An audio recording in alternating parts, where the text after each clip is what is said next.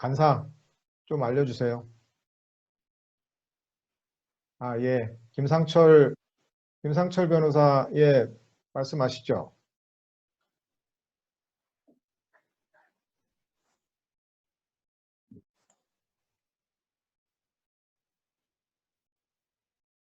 네, 김상철 변호사님 말씀하세요. 음소거 해제하시고. 들리시나요? 예, 잘 들립니다. 예. 화면을 좀 켜야 되는데 카메라가 지금 잘 안 되는 것 같아요. 지금 나갔다 들어왔다 한번 해봤는데 잘 안 됩니다. 예, 지금 그냥 영국에서 말씀하시죠. 접속을 하고 있고요. 예. 그 오늘 강의해 주신 내용 굉장히 유익하게 잘 들었는데 저도 아까 서희석 상무님께서 말씀하신 그 UA 민법의 해석, 그 10년 디세니얼 라이빌리티가 과연 그 지질 관련 책임을 부과하는 취지인가?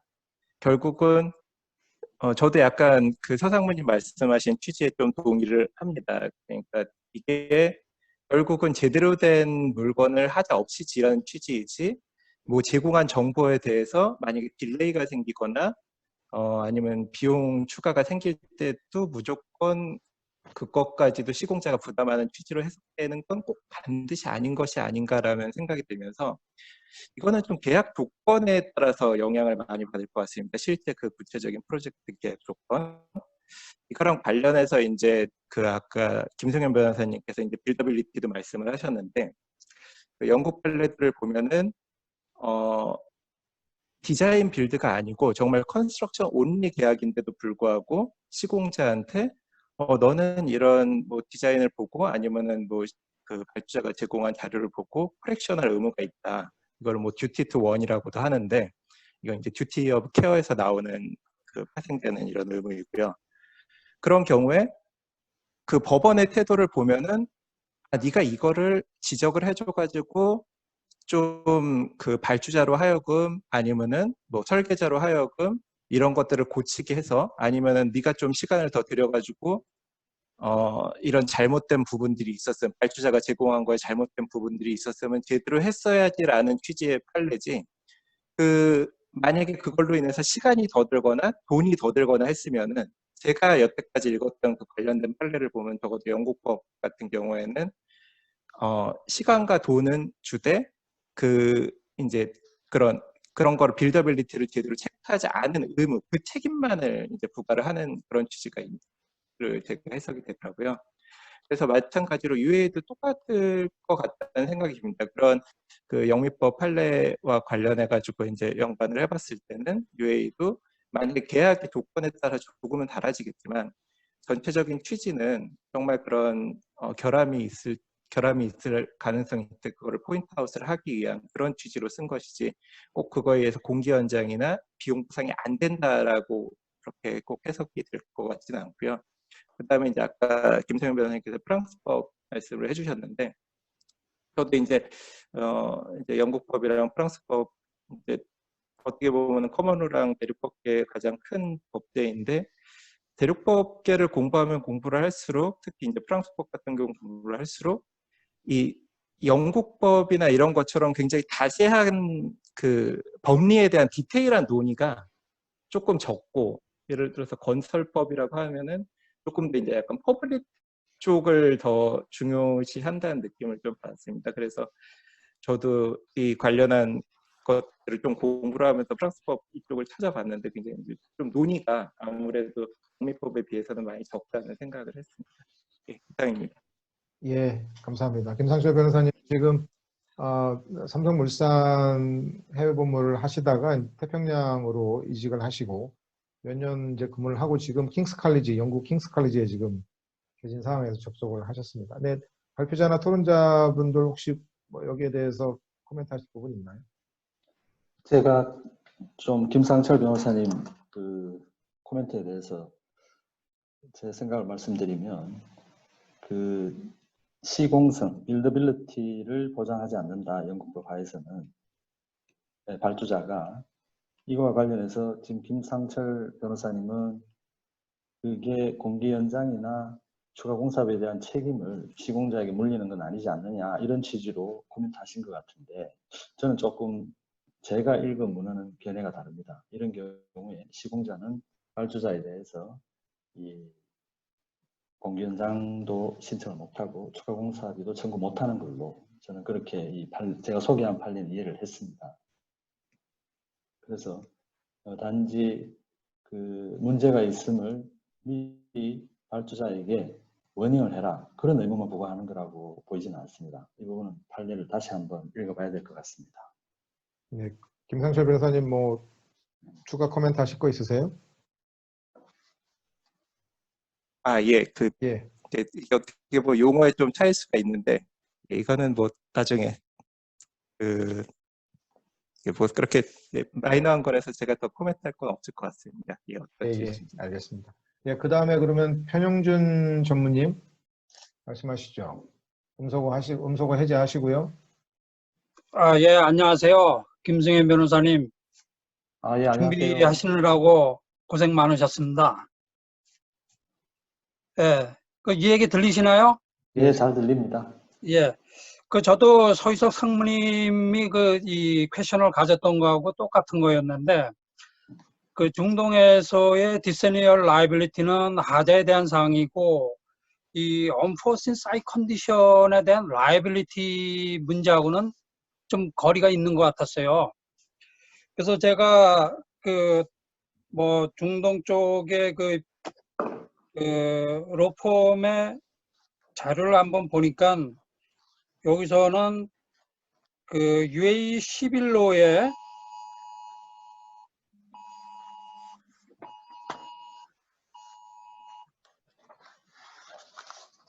예, 저기 이 긴급 전화 문자 때문에 좀 시끄럽네요. UAE 11로에 보면 아티클 53이라는 게 있는데 53에 있는 내용이 시공 중에 어드버스 그라운드 컨디션에 대한 라이빌리티를 어떻게 볼 수 있는지를 언급하고 있다고 그러네요. 그래서 거기서 하는 얘기는 뭐냐면은 이 어드버스 그라운드 컨디션이 시공 계약에 하나의 시공자의 의무의 일부로서 된다. 그렇게 해석을 해서 코트나 트리뷰널에서 판단을 할 것 같다. 그런 의견을 지금 제시한 로펌이 있더라고요. 그래서 디세니얼 라이빌리티는 아니고 시공 중에 이 unforeseen site condition에 대한 이 내용이 11코드에 그렇게 있다는 거를 참고하셨으면 좋겠어요. 그리고 다른 부분은 뭐 특별히 질문은 없는데 제가 삼성에 있을 때 경험했던 거는 예전에 싱가포르에 기울어진 빌딩 그걸 하면서 이 집안 조건의 문제 때문에 굉장히 이 애를 많이 먹었다는 그런 경험을 한번 말씀을 드리고 싶고 거기에서도 결국에 나온 거는 이 디자인에 대한 라이빌리티를 누구한테 가져가느냐 하는 그런 문제가 있었는데 그런 부분은 뭐 나중에 이제 디자인 라이빌리티 나중에 뭐 토론을 할 기회가 있으면 그때 하는 걸로 하겠습니다. 이상입니다. 예, 감사합니다. 뭐 추가적으로 말씀하실 부분 있으신가요? 발표자 두 분자. 예, 편연준 전무님 감사합니다. 코멘트. 그 코멘트에 대해서 제가 한번 말씀을 드리고 싶은 게 있는데요. 제 발표문 15페이지를 보시면 여기에 UAE 민법 53조를 소개하고 있습니다. 근데 제가 UAE 민법 53조 찾은 부분은 지금 편 전무님이 말씀하신 내용하고 좀 달라요. 제가 이 부분을 한번 확인을 해봐야 되겠습니다. 예, 알겠습니다. 예. 그 다음에 예. 다른 분, 말씀하실 분 손 들게 해주시면 감사하겠습니다.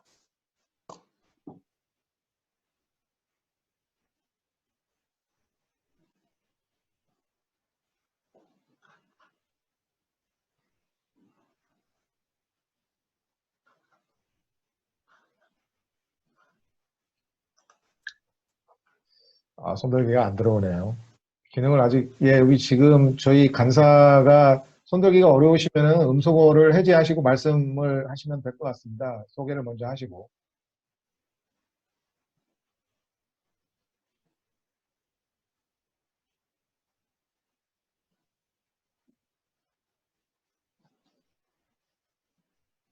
예, 김기욱 씨께서 예, 드셨는데요. 말씀해 주시죠. 먼저 자기소개를 좀 간단하게 해주시면 감사하겠습니다. 예, 저 SK건설에서 그 이현경 상무님 모시고 있는 저 컨트랙 그 관리팀의 김기욱 프로라고 합니다. 이제 예, 김승현 변호사님 말씀하신 UA 데세니어 라이빌리티에 대해서 그 김승현 변호사님 연구하신 거니까 이제 거기 UA 내용이나 이런 거는 뭐 제가 전적으로 읽어보지는 않았지만 받아들이는 거고요. 다만 이제 데세니얼 라이빌리티가 그게 프랑스법에서 연유된 거고 그 해서 기본은 프랑스법을 봐야겠지만 저희 나라에도 사실은 이제 데세니얼 라이빌리티의 그 뿌리를 둔 것 법령들이 있는 걸로 알고 있거든요. 예를 들어서 아파트라든가 어떤 그 뭐라 그럴까요? 그런 집합 건물에 관해서는 프랑스법의 그 데세니얼 라이빌리티 규정을 받아들여서 들었는데 그런 연유에서 이제 데세니얼 라이빌리티에 대한 이해를 좀 공유했으면 이게 참고가 될 건 싶어서 말씀드리면은 제가 한국에서 그 집합 건물에 나타난 데세니얼 라이빌리티의 내용이라는 건 뭐냐면은 그 1차적으로 계약 관계가 없는 당사자 간에 있어서 그 구조부라든가 중요한 부분에 있어서 하자가 생긴 것에 대해서 그 집합 건물 같은 거 아파트나 이런 거는 전매되고 되면 엔더 마지막에 이제 사용자와 실제로 그 건설한 사람과의 계약 관계가 없으니까 그걸 어떤 사회적 책임으로 돌려서 중요한 구조부라든가 안전에 관해서는 그 일정한 어떤 신분을 가진 사람들, 그 건설을 했다든가 설계에 관여한 사람들에게 계약 관계가 없더라도 책임을 부담시키는 그런 취지에서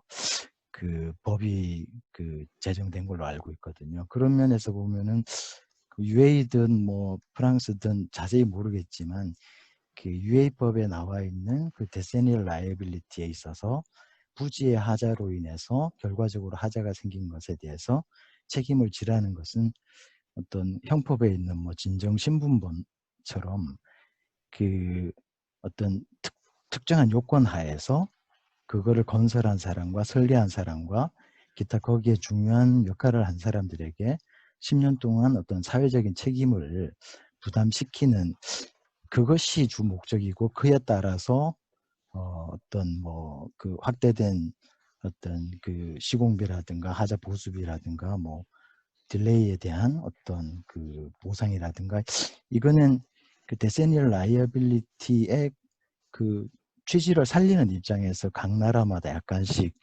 규정이 틀려지지 않을까 뭐 그런 생각이 들어서 데세니얼 라이어빌리티에 대한 내용이 자주 나오길래 제가 이해한 것도 하나의 참고가 되지 않을까 싶어서 공유차 말씀드렸습니다. 발표자 간단하게 좀 답변해 주시죠. 예, 제 발표문 15페이지를 보시면 두 번째 단락에서 제가 말하고 있는 바가 이 디세니얼 라이빌리티 조항이 국제적 강행 규정이고 당사자들이 이와 다른 약정을 계약에서 하더라도 효력이 없다라고 말씀드렸는데 그거는 이제 그 책임을 다른 사람이 전가하는 건 안 되지만 비용 부담은 다른 문제다. 따라서 계약에서 책임은 1차적으로 시공자가 지지만 거기에 따른 예견하지 못한 현장 조건 위험이 현실화되어서 거기에 대처하기 위해 발생하는 비용 이런 부분은 계약에서 보상을 받는다라고 약속할 수 있다라는 거죠. 그래서 그것까지 막는 건 아니니까 이제 계약에서 그런 합의를 하면 되는데 문제는 그런 합의가 이제 발주자하고 협상할 때 쉽지가 않을 거라는 겁니다. 그래서 특별히 그런 계약에서 구체적인 합의를 하지 않으면 결국은 시공자의 부담으로 해석되지 않을까 그렇게 본다는 거죠. 예, 예. 그다음에 김준범 블랙락 엑스퍼트신 것 같은데요. 간단하게 소개 좀 해주시고 말씀해 주시죠. 예, 들리시나요? 예, 잘 들립니다. 예. 예, 안녕하십니까. 저 영국에 있는 블랙록 엑스퍼트에 다니는 김준범 컨설턴트라고 합니다. 오늘 강의 너무 잘 들었고요. 이제 두 가지 정도만 말씀 좀 드리고 싶은 게 있었는데, 이제 저는 이제 영국에서 일을 하다 보니까 이제 영국에서의 그런 그 관행이나 이제 법리 같은 것들을 조금 이제 접할 기회가 있었는데, 아까 이제 김중현 변호사님이 말하신 대로 이제 영국에서는 이제 집안에 대해서는 거의 뭐 시공사가 책임을 지는 게 거의 너무 명확하다라고 김종현 변호사님 말씀하셨고, 저도 이제 그렇게 알고 있고, 심지어는 이제 제가 최근에 이제 읽은 자료에 보면은 피딕 옐로우북에 따른 이제 클로즈 4.12 언포시 그라운드 컨디션에 대해서 분명히 조항이 있음에도 불구하고 영국 법원에서는 익스피리언스 컨트랙터가 예상해야 되는 부분은 이제 시공사가 월스트 케이스 시나리오까지도 고려를 해야 된다. 그래서 아까 그 서상무님이 말씀하신 한 1-20% 같은 경우는 월스트 케이스로 아예 보지도 않나요? 정말 100%, 200%가 돼야 월스트 케이스라고 보는 것 같다라는 게 제 그 판례를 읽었을 때 그 오브라스콘 기블라타 케이스라는 거에서 나와 있고요. 근데 또 이제 제가 최근에 이제 중재권을 하나 경험을 하고 있는데, 그 영국에서 이제 그 하수구가 당초에 이제 도면에 나와 있는 거. 근데 도면이라는 게 그 관청에서 둔 도면이랑 이제 달랐던 거에 대해서 저는 이제 그 중재권을 접했을 때 당연히 이제 영국 법리나 이런 거에 있어서 안 될 줄 알았는데, 의외로 그거는 관청에서 받은 도면이랑 이제 시공사가 갖고 있는 도면이, 그러니까 시공사가 갖고 있는 도면이라는 게 결국은 이제 발주처에서 도면인데, 그게 달랐을 경우인데, 그거는 이제 공기연장과 그 중재권인데, 그 공기연장과 보상까지도 받았더라고요. 그래서 굉장히 좀 그 두 가지 극단적인 거를 보면서 좀 혼란이 있었는데, 그런 부분에 대해서 제가 그냥 느꼈던 거는, 이게 결국은 계약적으로 어떻게 정해져 있는가도 굉장히 중요하구나. 법리도 굉장히 중요하지만, 이렇게 그냥 짧게 생각을 했습니다. 표작 뭐 간단하게 코멘트 하실 게 있으신가요? 예, 뭐 간단하게만 말씀드리겠습니다. 저도 이 논문을 이제 쓰면서 영국법을 여러 뭐 케이스를 보고 공부를 하다 보니까 이제 영국법은 굉장히 계약 자유 원칙을 일단 강조하고요. 계약 절대 준수의 원칙에 입각을 해서 이 해석을 하다 보니까 굉장히 결국은 시공자에게 불리하게 해석이 되는 방향으로 가고 있더라고요. 그 미국법이나 다른 영미법계 국가에 비해서 영국법은 특히 그 부분이 강한 것 같습니다. 그래서 제가 논문 마지막에 주에 154번에 보면 결국 이 같은 피딕 실버북이라 하더라도 이 피딕 계약 조건이라 하더라도 이게 영국법이 중국법이 되면 특히 예견하지 못한 현장 조건과 관련하여 더 가혹하게 해석될 수 있다라는 부분을 결론적으로 이야기를 했고요. 그 다음에 그 김준범 컨설턴트님 두 번째 코멘트 하신 내용은 저는 그게 법원이 아니라 중재였기 때문에 그런 판결이 나왔을 수도 있지 않을까 하는 생각도 듭니다. 그런데 우리 한국 시공자 입장에서는 이 빌더빌리티라는 컨셉을 이해하는 게 쉽지가 않을 것 같습니다. 왜냐하면 난 발주자가 준 설계대로 시공을 했는데 시공이 안 돼. 그럼 발주자 네가 책임져야지. 이렇게 생각하는 게 상식적일 것 같은데요. 지금 영국 판례를 보면 그렇지가 않습니다. 야, 설계를 준다고 너는 아무 생각 없이 그냥 시공만 하니? 이게 시공이 되는지 안 되는지 네가 따져봐야 될 거 아니냐, 따졌어야 될 거 아니냐, 이런 입장인 것 같습니다. 물론 설계 자체가 결함이 있어서 예를 들어서 나중에 플랜트를 다 만들었더니 이게 성능이 안 나온다. 이거는 설계의 책임인 거죠. 그렇지만 이 설계대로 네가 시공을 할 수 있느냐 없냐, 그건 시공자 네가 따져야 되는 문제 아니냐, 이런 입장인 것 같습니다. 예, 감사합니다. 네, 그 다음에는 그 알타미미의 윤덕금 변호사님인데 두바이에 계십니다. 지금 뭐 런던, 두바이 뭐 아주 좋습니다. 예, 윤덕금 변호사님 말씀하시죠.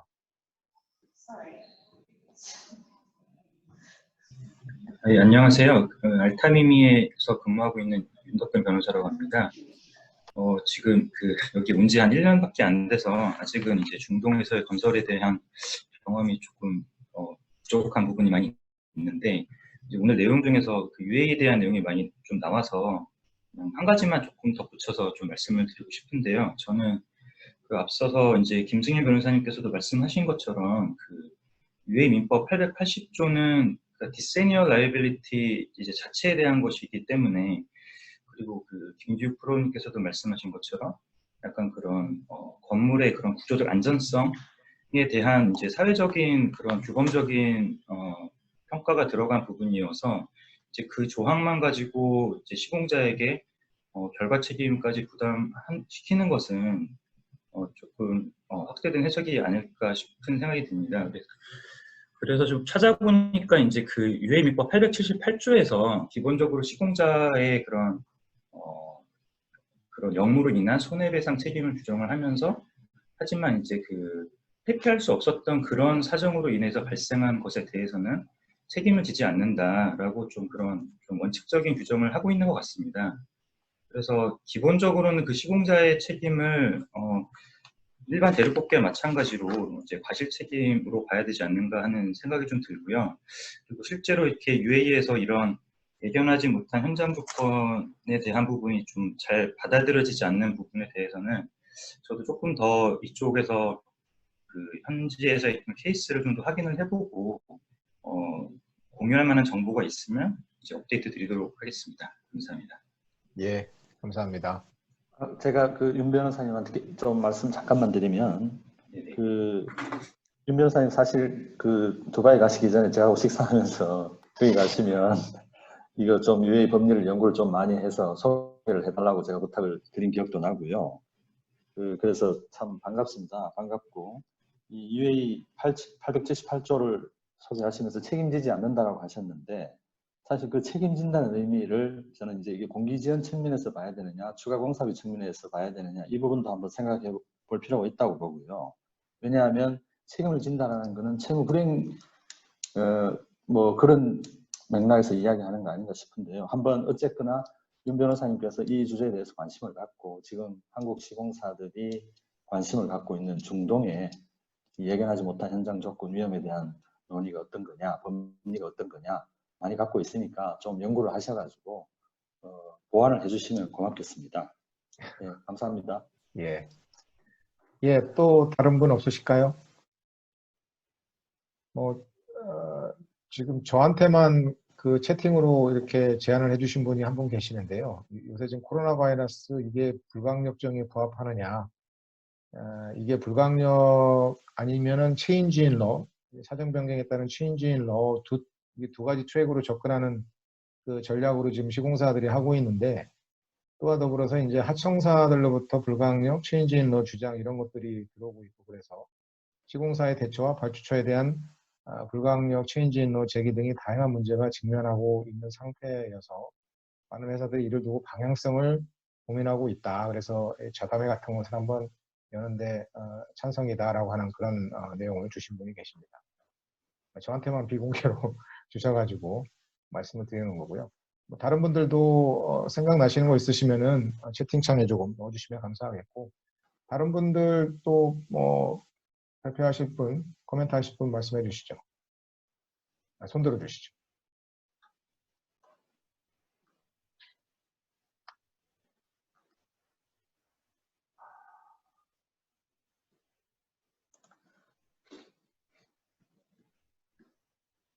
뭐 맥주라도 한 잔 가지고 와서 먹으면서 해야 이렇게 나올래나요?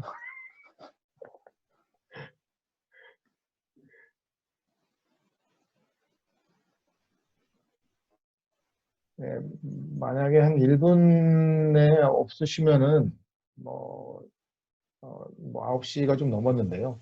2시간 정도 지나서 정리를 할 수 있는데,